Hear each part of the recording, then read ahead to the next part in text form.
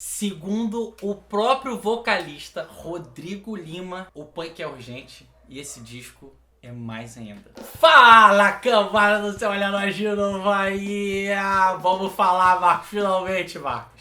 Finalmente. Saiu. Hoje pra falar do 8º disco de inéditas do Dead Fish. Ponto cego. Ah, meu pai do céu, caralho. Finalmente, vamos lá. Depois da vitinha, foi.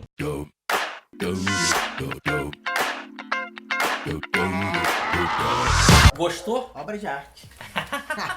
Cara, esse disco eu acho que eu fui gostando mais. Eu adoro disco assim, nem que sempre fala isso. Que à medida que vai ouvindo. Vai ouvindo e vai E aí gostando. entra no debate, e aí fala assim, caralho, pô, essa porra é foda mesmo, né? Isso aqui é maneiro pra caralho. Eu quero começar com uma impressão que talvez a gente tinha antes, e que justamente à medida de ouvindo, à medida de captando as ideias, como que isso não só se torna um acerto um pouco menor, ainda acontece um pouco, mas eu acho que cai um por água abaixo. E é uma coisa simples. A gente sempre teve a impressão, até conversando antes já, pô, cara, Dead Fish é foda, as letras são maneiras e tal, mas parece que às vezes as coisas ficam meio truncadas, porque parece que ele tá querendo colocar letra, história demais, letra demais, ideia demais, mas aí as coisas não parece que não encaixam e fica meio, te tira um pouco da música. Mas quando você ouve incessantemente o disco, e ele dá vontade de você ouvir incessantemente dele, e aí você começa a captar tudo que tá sendo falado, e aí você entra num conceito muito complexo, tanto de fazer disco, mas um certo ponto até ambicioso, principalmente uma banda de hardcore. Às vezes eu acho que nego quando tenta fazer hardcore, tenta fazer alguma coisa assim, acho que perde um pouco a mão, e aqui acho que eles conseguem não só manter a própria identidade, dar um certo crescimento para algumas coisas deles, trazer esse conceito novo e não parecer deslocado, que é, vamos fazer um disco conceito onde não parece que é um disco conceito. Esse se chama Ponto Cego, e o Ponto Cego aparece em todas as músicas sem você nem perceber. Tá lá o ponto cego. Tá lá. São momentos, inclusive, tem momentos que são mais perceptíveis, que ele cita a palavra ponto cego com mais clamor, assim. Mas tem outros que não. Ele tá corrido lá na música. Mas ele se passar inteiro numa espécie de um condomínio. Num prédio de classe média. Não só o condomínio, mas os arredores dele fazerem parte dessa história e dessa espécie de metáfora social que eles criam nesse trabalho. Caraca, eles fazem muito bem, né? Absurdamente bem, absurdamente bem. Falar como isso é um retrato de sociedade, da classe média, preconceito, de valores sociais, de privilégios, de questão de segurança e várias outras coisas que é colocado aqui. Tem um filme do Kleber Mendonça Filho, o diretor do Bacurau, que ganhou um prêmio agora em Cannes, eu não lembro qual foi o prêmio, se foi o prêmio da crítica ou se foi um dos prêmios aqui que ganhou, que nunca tinha ganho esse prêmio, ganhou esse ano. E esse cara é diretor do Aquarius e do Som ao Redor, que é o filme que pra mim parece muito, parece que estão abordando as mesmas coisas, assim, como uma obra de arte, como um disco, quando você é bem desenvolvido, ele pode virar até uma espécie de como se fosse um novo ponto de conhecimento. Não só de reflexão, no sentido, tipo assim, absorver ideias que você já tem um pouco de noção e tipo, caralho, não. Cara, ele pode funcionar como se fosse um livro, cara, de tradução pra coisas aqui. É fantástico isso. Esse disco me lembra o disco do Bad Religion. Sim. No sentido de que ele é um produto do momento que a gente tá vivendo. Totalmente. De uma forma, totalmente. no review que a gente fez sobre o disco do Bad Religion, chegou a falar isso. Assista lá que... Que é aquela coisa, né? Aí os caras produziram um disco no momento que eles estavam vivendo lá nos Estados Unidos, Trump, etc. E aqui Sim. é a mesma coisa. Só que o que eu acho de diferencial é que no disco do Bad Religion, apesar de com certeza haver conceitos, como ele fala lá de pós-verdade, e entre outras coisas, que também é falado aqui. Sim. Aqui tem um viés otimista, Eu concordo. sabe? Que eu acho extremamente importante. Porque o momento que a gente vive, ele é extremamente pesado para muitas pessoas, sabe? A tendência da gente é sempre pensar que, mano, fudeu.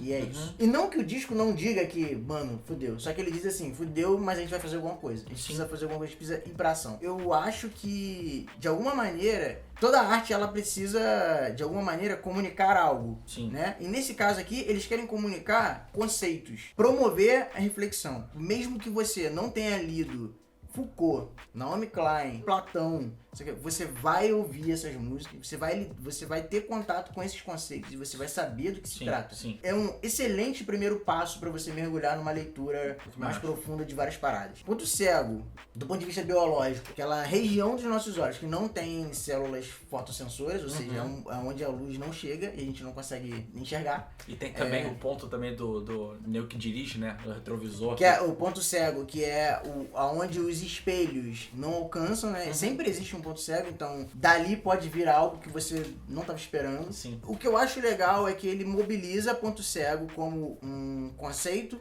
uma categoria que linka todas as músicas, com significados diferentes. Ora mais amplos, ora mais específicos, mais individualizados. E assim, você consegue fazer com que a pessoa vá de uma reflexão que saia de ensimesmamento, tá ligado? Refletir sobre você ter uma determinada posição social, você se fechar dentro daquela posição social, uma espécie de alienação pro resto das coisas que estão acontecendo no mundo, desde até você fazer parte do ponto cego de outro. Então, por exemplo, a primeira música, que é a Inevitável Mudança.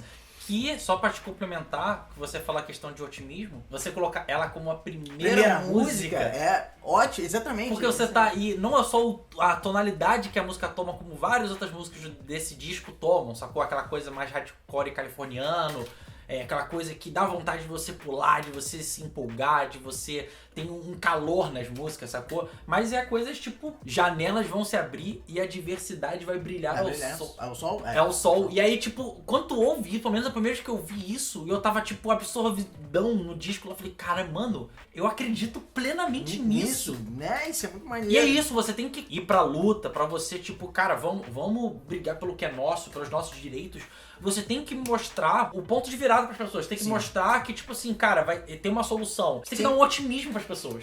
Caraca, isso me lembrou uma coisa incrível. Recentemente, eu tava observando que os grupos de extrema-direita dos Estados Unidos e na Europa, eles estavam usando uma expressão, que é a expressão do Thanos no Vingadores Ultimato.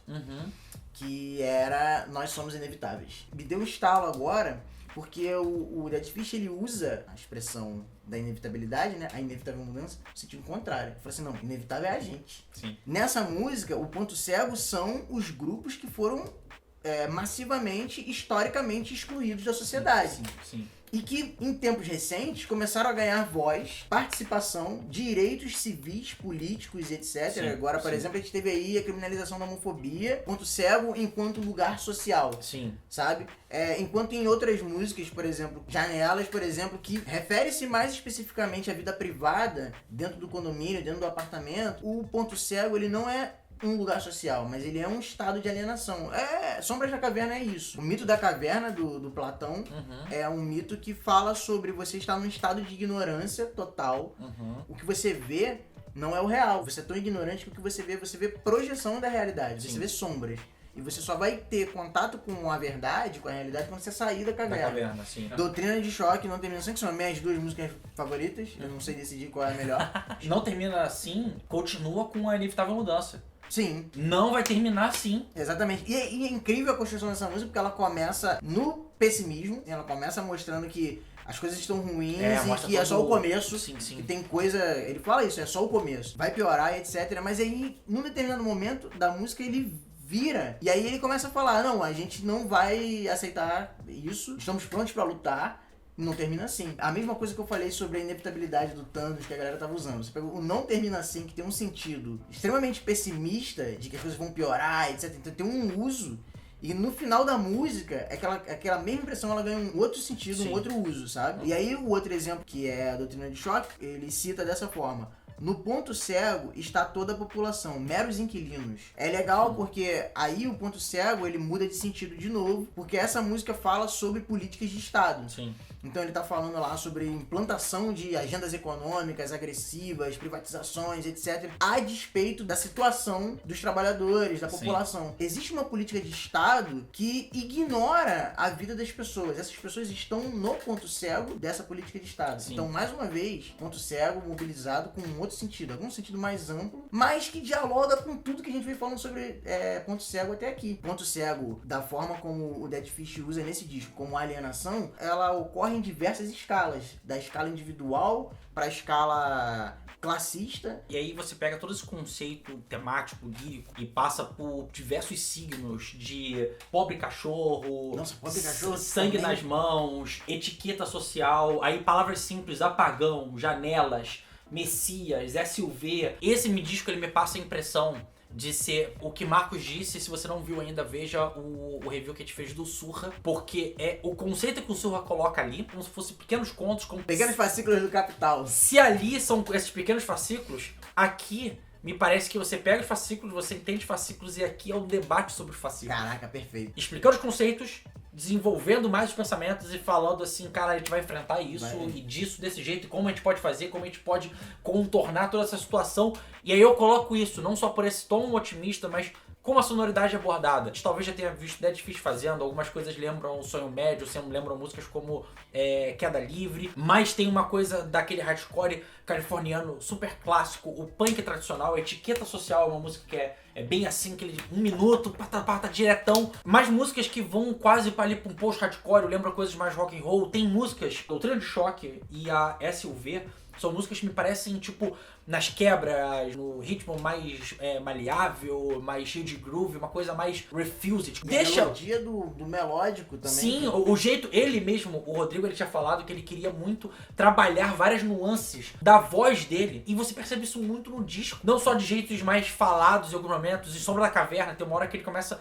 a quase ditar o ritmo da música, assim, falando, e aí depois entra num solo violentíssimo, e é aquela música pra tu cantar, meu irmão, na beira do palco, assim, gritando com ele assim, caralho, mal. O disco, ele consegue ser extremamente cativante e divertido, como o próprio do Surra, com assuntos muito complexos e com um debate muito amplo e muito rico e de coisas muito urgentes. Justamente por causa desses temas, isso foi o estopim, como no disco do Bad Religion, de, mano, depois de 8 discos, ainda dá o nosso melhor e provável ser um dos melhores discos da discografia. Já que eu comparo também com o Bad Religion, de uma discografia que você olha e fala assim, cara, eu não sei se tem disco ruim, tá ligado? Assim como do Surra, vou dar nota 8,5. Eu tô dando 9. Eu coloco esse, talvez, como um dos grandes clássicos do hardcore, do punk, de todos os tempos do Brasil, sem sombra de dúvidas. Mano, Informativo. Aliás, não é informativo, ele é formativo.